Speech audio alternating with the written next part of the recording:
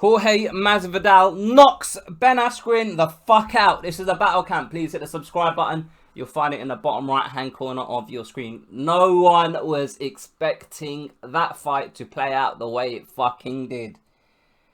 I could not believe... honestly, when I saw that happen, I literally couldn't believe it. I was like, what the actual fuck? Like, my preview videos, my predictions for this card, literally, like, what I predicted compared to how everything played out, I was 100% and totally fucking wrong. It makes me look like someone that literally has no idea what he's on about. I reckon my grandma could have made predictions about this card and got closer to the actual results than I did. Do you know what I mean? Like, I thought I was putting some thought into this. Oh yeah, well, you know, Masvidal, I'm not really sure whether he'd be able to get off his back if Ben Askren gets him down. You know, being all like fucking technical and scientific about it. And all it took was one fucking flying knee. And what a flying knee that was. I mean, seeing Jorge Masvidal before the fight just kind of leaning up against the cage with his hands behind his back, smiling, talking shit to Ben Askren, I thought, fuck me, this guy's relaxed. And he kind of, that his persona in the cage, in the octagon, it reflected his persona during the lead up to this fight.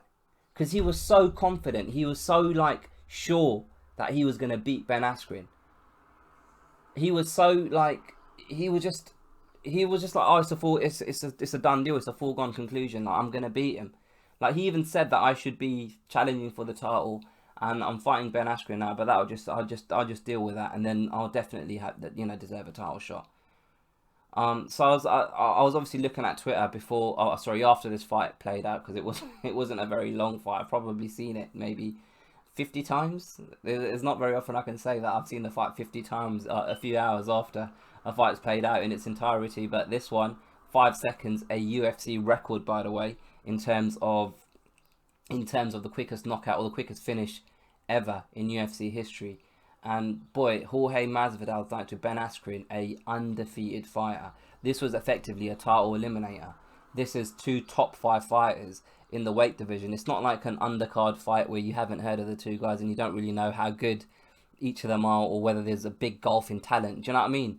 This was actually 2 top elite fighters fighting each other, and he banged him out in 5 fucking seconds. But yeah, going back to the point I was going to make, I was looking on Twitter, and Dustin Poirier was basically saying how Mike Brown and Jorge Masvidal, obviously they're all part of the same team, and Poirier was saying how they told Poirier that they're going to open with a flying knee. And I saw Jorge Masvidal's post-fight interview with ESPN, with John Anik and Bisping and Chael Sonnen, and actually, here's a side point, it seemed like Bisping and Masvidal had settled the differences, because there was a lot of fucking toing and froing between them two, and it kind of felt like it was quite personal, but they seemed like they were quite cool during this interview.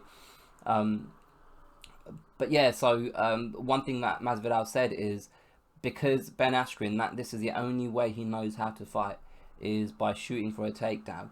He wanted to make sure that he threw something to ensure Ben Askren knew that there's consequences to just shooting for a takedown without setting it up.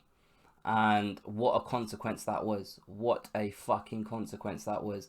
Also, before the fight even started, I noticed that Jorge Masvidal, as soon as the referee said fight, Jorge Masvidal took a couple of steps to his right, and then before he ran in.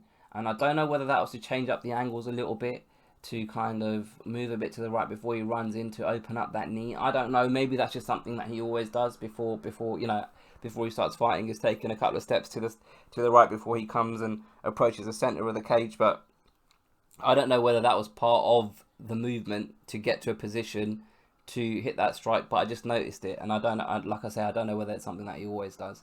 But the way he landed that knee was clinical, man. That was clinical. And then the follow-up punches afterwards. Literally, that fight was 5 seconds long, because it took the referee 5 seconds to pull Jorge Masvidal off of Ben Askren after he landed that knee. Because let's be honest, that knee was the knockout. Like, that was it. Like, there was no way Ben Askren was getting up after that. Those 3 or 4 punches afterwards, they were inconsequential to the final result. That fight was over as soon as that knee hit Ben Askren's skull. So if the referee was, standing closer or a bit faster, it could have been 3 seconds, it could have been 4 seconds, it could have been 2. Do you understand what I'm trying to say? Like, that was literally, that fight started and finished on its first landed strike. Like, that first knee is where the fight started and finished. That's all it took. That's all she fucking wrote. What a performance by Hall. And, like, how can you deny the man? Because it's not just that he's beaten Darren Till and Ben Askren, it's the manner in which he's done it. He's knocked them both the fuck out. And one thing that I really, really, really enjoy, and this is why I wanted Jorge Masvidal to win, and I said this before in my preview video. One thing that I really like about Masvidal is the way he conducts himself, the way he talks. He always says how he hasn't got, he doesn't know how to do social media, and he doesn't know how to talk shit and stuff like that. But bruv, trust me, he knows. The reason why he knows how to talk shit is because he's real. He's true to himself. He is himself. He's always been himself. He's always been this way.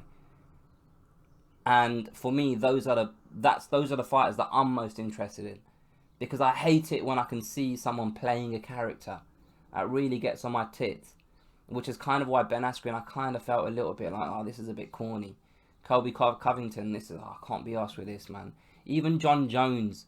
I mean, John Jones tries to play a character the other way. He tries to look like he's a nicer guy and a more kind of down-to-earth guy than he actually is. He doesn't just be himself. And as a fan, when I can see through that, it really kind of it turns me off of that fighter. It makes me be less invested in that person's journey as a fighter. And Jorge Masvidal, he's been the same for the last 10 years or however long I've been following his career, or since I've watched him first fight, basically. And he hasn't changed. The only thing that's changed about him is he's got fucking better. He's got better and better and better. This last 2 years, I don't know what's happened to him, but he's fucking gotten much better. Is it because now that fighters are less likely to be on the juice? Has that played into it? That his skill level is now shining because less fighters are fucking on the roids and that. I don't know, man. Like, literally, like, I don't know what's happened. And actually, like, one thing that he did say is he went on this reality show, like, during that ESPN post-fight interview that I mentioned earlier. And Bisping actually asked him the question, what happened? What's happened in the last 2 years? How have you turned into this killer? And Jorge Masvidal said that he went on this game show where he didn't have a phone, he didn't have a TV, he didn't have any external influences. All he had was his own thoughts for a number of weeks. And I think the gist of what he was basically saying is that that period has made him mentally stronger and made him have more self-belief, and it's put him on this path that he's on, because he's always had the tools, he's always had the physical attributes, he's always been a like I said, he's an elite level mixed martial artist. He's good at everything. He's just putting it together, and I think this move to welterweight has helped him quite a bit as well. Obviously, we don't know when Kamaru Usman's going to be back, but Colby Covington's got to do a very, very, very impressive job with Robbie Lawler to get that title shot with Usman. One thing that I would say is I really hope that UFC don't try and put Colby Covington and Jorge Masvidal against each other in an interim title fight. If I was them two, I would just say, nah, we're not doing it. We're not fighting for an interim title. Either we fight each other for the full belt or nothing. We're not fighting each other for an interim title, because let's face it, who else is there in the welterweight division? Who else can command a title shot? I just suggest both of them. Those two are now by far, if Colby Covington, obviously, if he beats Robbie Lawler, those two guys are by far in that top tier position to be to fight for the title. So I just suggest both of them just sit and say, look, give either one of us a title shot. If Colby Covington beats Robbie Lawler, of course, give either one of us a title shot, and then the other one fights the winner of that fight. Does that make sense? Because there's no one else now in the welterweight division. You know, I mean, I suppose Anthony Pettis, if he beats Nate Diaz, is that, I mean, you know, Wonderboy beating Wonderboy and then Nate Diaz, is that really enough to warrant a title shot? Tyron Woodley's obviously got to come back. Who's he going to fight? And, you know, if he wins that fight, does that put him back in a position? Who knows? But right now, the picture's a lot clearer now. The picture is a lot clearer. Let me know what you guys think. Obviously, there's no debate over who won the fight. But yeah, just share your thoughts about the fight, you know, and how it played out, and how how Jorge Masvidal did that. What happens to Ben? What do you reckon Ben Askren does next? Does he retire? Does he carry on fighting? He needs to really improve that stand-up, because he needs to start. He needs to, like, in the, like, I suppose in previous organisations he was able to just shoot in for a takedown the way he did in this fight. But I think he needs to learn how to, like, set up his takedowns now. This isn't the minor leagues anymore, the UFC. And it's the thing is, like, there's fighters in the UFC where he can just shoot and take him down the way he tried to with Jorge Masvidal. But he's talked himself into a position where he's fighting the elite of the elite in that welterweight division in UFC. And these guys aren't just going to be they're just not going to give you the takedown as easily as Ben Askren has been able to get those takedowns in the past. So he's got to change up something, man. He can't just be this one-dimensional. He really can't. But it might just be too late in the day. Like, it might just be too late in his career. I don't know how old he is, but if he's this was his 20th fight, and if he can't throw a punch now, like, when's he gonna learn?